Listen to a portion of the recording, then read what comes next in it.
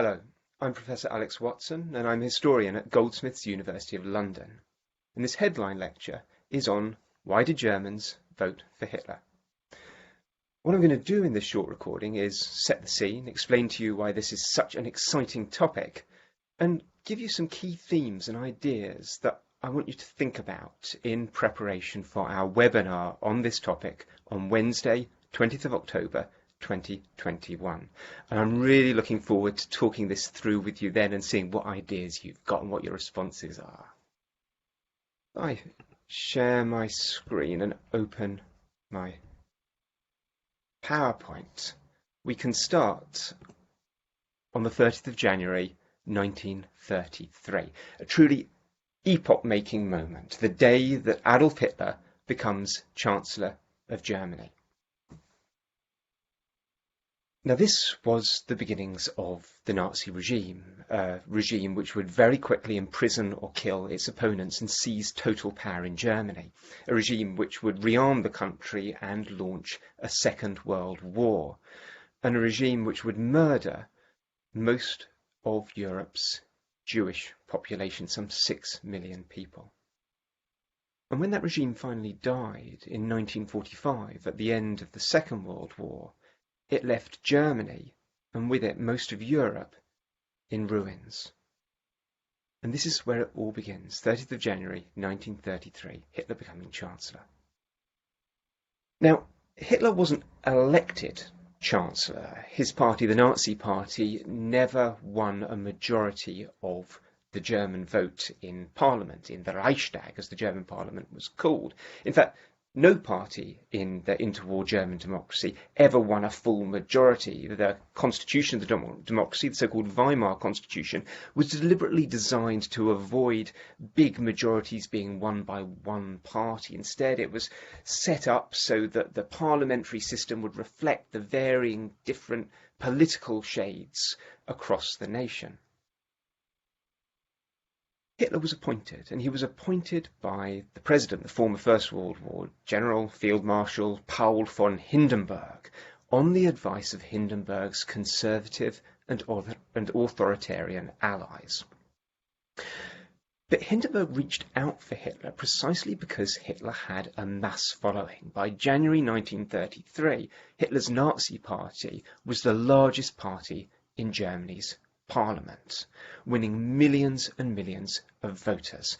And Hindenburg desperately needed a politician with mass support who could break the political deadlock that after years of crisis, Germany found itself in. So there's a direct relationship between the Nazis' electoral success and Hitler's appointment as Chancellor.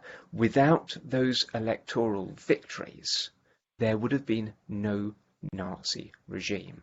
And that's why historians have found this so fascinating. It's a really exciting story as well. It's an extraordinary story of a meteoric rise of a small party on the lunatic right fringes of German politics through to becoming, within 4 years, the largest party in Germany, the largest political force in Germany. And you can see that from this graph here. In May 28, the Nazis were polling around 800,000 votes, just 2.63% of all those cast. Yet September 1930, they have a big boost. They become the second largest party in the parliament with 18% of the vote. And 2 years later, they double that vote to nearly 14 million, getting 37.76%. Huge percentage of the German population supporting the Nazi Party. And historians have tried to explain how on earth the Nazis managed it, from obscurity to the main political force in Germany. Just extraordinary. And of course, being historians, we've identified key historical episodes without which you can't really understand the Nazi rise. And the foundational one, without any doubt, is the First World War, the Great War of 1914 to 1918. Now, that war cast a shadow across interwar German democracy. The memory of the 2 million German soldiers who died in it, the humiliation of defeat in 1918, and the continued bitterness of the reparations that Germany was forced to pay the victors and of the territorial losses that it had suffered rubbed away at German democracy and was a key part of German political debate and anger right through this period. The revolution, which had followed defeat in 1918-1919, had not by any means been welcomed by all Germans, and many Germans had at most a conditional loyalty to democracy in the interwar period. Another key legacy of the First World War was the experience of mass military mobilization and mass violence. And you can see that in this image, in the military-style uniforms and postures that Hitler and his political paramilitaries, the stormtroops, are wearing. And it was visible too in the violence in the streets which accompanied every single election in Weimar Germany in the late 1920s onwards. The problem with simply focusing on the First World War, though, is of course that it ended in 1918, nearly 15 years before Hitler is appointed as Chancellor, and a decade before Hitler and his Nazi Party begin to gain support in the polls. So there is a connection between the war and the Nazi Party and the Nazi regime, but it's a complex one. It's not a direct one. So historians have searched further, looked for something a bit more proximate, a bit more recent, tied to Nazi success. And of course, they've come up with the Great Depression of October 1929. The Wall Street crash in New York in October 29 started a financial crisis which spread right across the world and which hit Germany particularly hard. By 1932, 40% of the German workforce, some 6 million people, were unemployed. Just simply staggering. And the picture that I've got up here of this unemployed worker, I'm hungry, seek work, will do anything, really encapsulates in one image the desperation felt by these people. If you take a look at the graph, you can see instantly that there is a connection between unemployment and the rise of the Nazis. The Nazi Party vote starts rising after the Great Crash, when unemployment starts rising. And as unemployment rises, the Nazi vote gets bigger and bigger and bigger.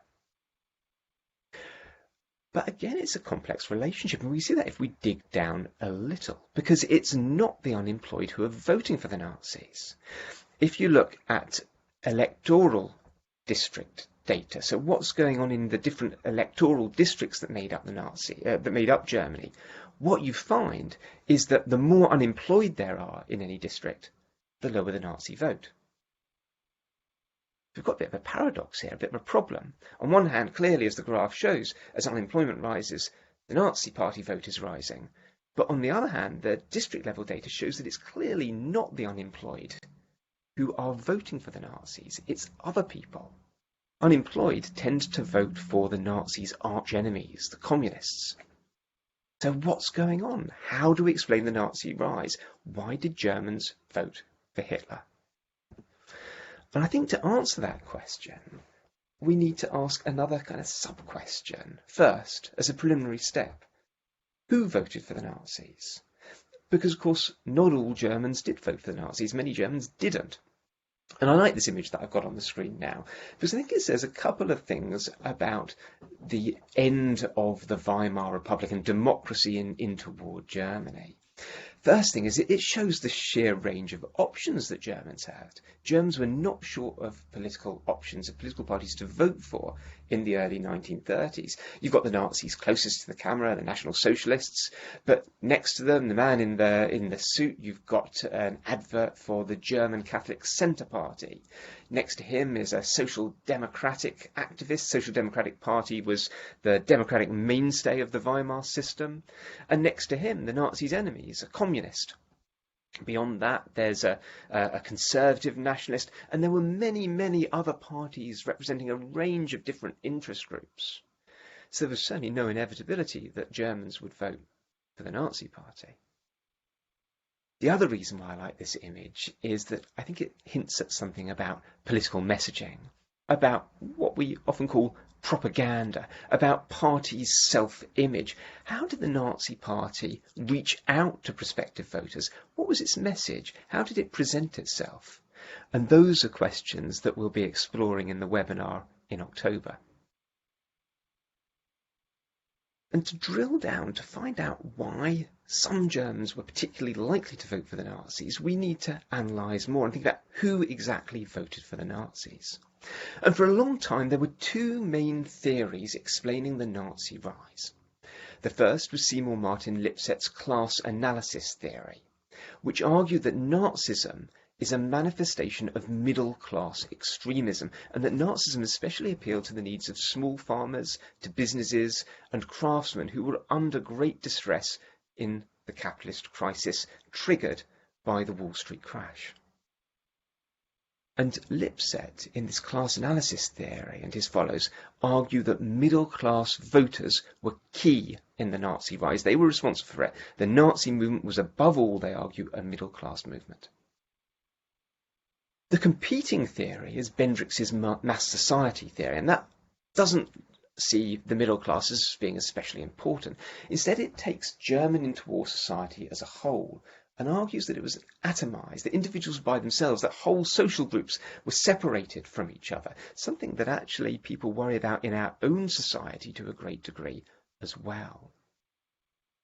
Bendrix argued that since 1914 there had been a series of crises which had ripped German society apart and ripped people from their previous, more traditional political loyalties. First World War, the hyperinflation that followed in the early 1920s and the Revolution, and then the Great Depression of the late 20s and early 30s had ripped apart older political bonds. And Bendrix and the followers of the mass society theory argued that the people who were key in the Nazi rise were former non-voters. The Nazis were uniquely able to mobilise people who before hadn't bothered to vote, or, because they were too young, hadn't been able to vote. And it was that ability to mobilise the politically alienated that fuelled the Nazis' rise. But since those two theories, there's been even more work done, and particularly Jürgen Falter, a German historian, has been key in undertaking really detailed statistical analysis of German voting. And his work has shown that, in fact, those two earlier theories, neither of them were right. They underestimate the complexity of both German voting and Nazi support. He argues, and he sees from his data, that both the middle classes and former non-voters were both important in causing that Nazi jump in electoral support in 1930. But he goes beyond this and argues that, in fact, the electoral coalition that was instrumental in bringing the Nazis to power was much broader than simply the middle classes or non-voters, and that it embraced a very wide range of Germans. It took Germans from all sorts of different walks of life and different parts of Germany, to the point at which he talks about the Nazi movement as being a people's party of protest. The very first party in Weimar Germany which was able to mobilise across class and other divisions within Germany. Let's look at what he says in more detail. He splits the Germans up into different categories of people, and three most important categories are by religion, by class, and by gender. Historians were surprised, not least because modern historians don't think enough about religion.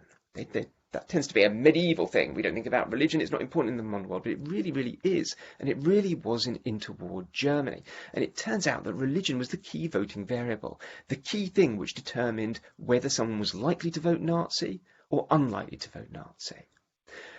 Catholics, in particular, were unwilling to vote Nazi. The Catholic Church was dead set against the Nazi Party in the late 20s and in the early 1930s. And Catholics had their own party, which had a long history stretching back before the rise of the Weimar democracy into the imperial pre-1914, pre-First World War period, called the Catholic Centre Party, and they tended to vote for that.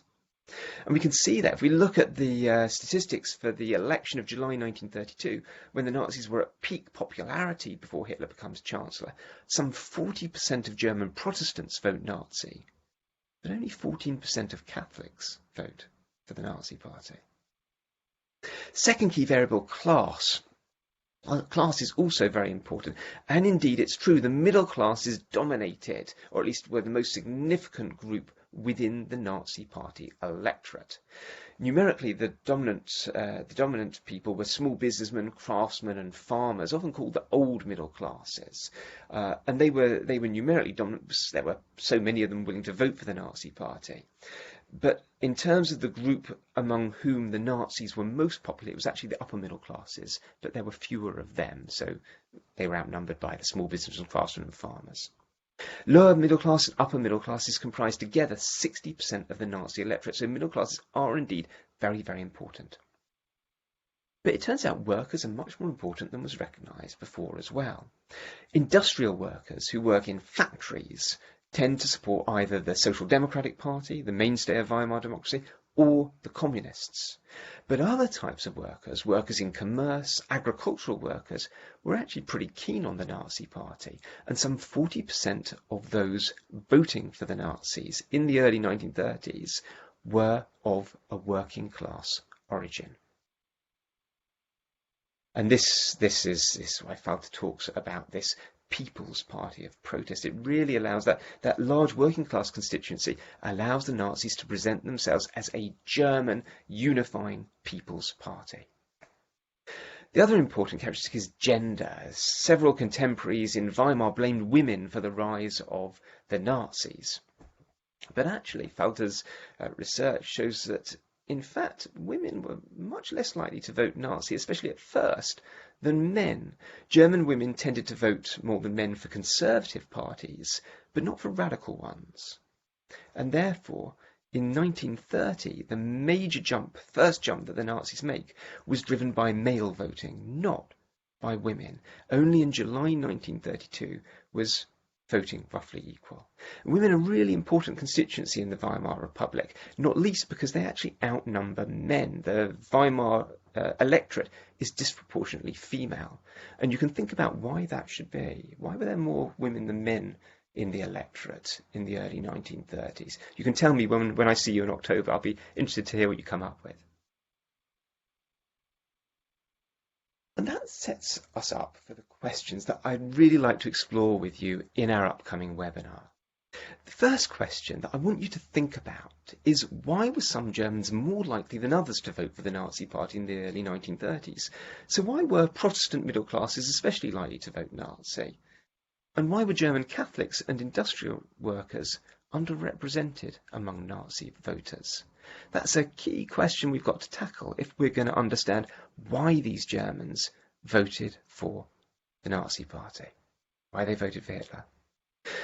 Second issue that I want you to think about is how important was the Great Depression in the Nazis' growing popularity. We've seen that the relationship is complicated. Is this simply a story of economics, or are political values behind this as well? Can we talk about a culture war in Germany in the 1930s, a war of values, perhaps analogous to what's going on in our own society today, which pit people, workers and middle classes, liberal elites and others, all mixed up, and conservative elites, against each other. Thinking about political values, I think, is really important. So we'll explore that further in the webinar as well, along with the importance of Germany's economic crisis. And then for the third question, I'd like you to think about political propaganda. What is propaganda? What actually does that word mean? And how did the Nazis appeal to voters? Right from the time that the Nazis were winning these votes, people were saying, wow, Nazi propaganda is different. But how was it different? And what was propaganda? And finally, the fourth question for you to think about, and that we'll be exploring in that October webinar. Elections in late Weimar Germany were accompanied by considerable political violence. What did the fight for the streets between the Nazis and the communists and the socialists do to contribute to the Nazi rise? Why was violence an important part of the Nazis' electoral strategy? So those are the four things that I want you to think about. I'm sure your teachers will give you some advice on what you'd like to read, what might be helpful for this. For my part, I've got a few books up on the screen that I recommend as well. Richard Evans' The Coming of the Third Reich is a really readable volume, really great narrative and analysis of why the Nazis rose. I'd also recommend Peter Fritzsche's Germans into Nazis, which explains how the First World War set some of this rise up. And I've put a couple of interesting online sources as well, which we can feed into our debates and discussions in October.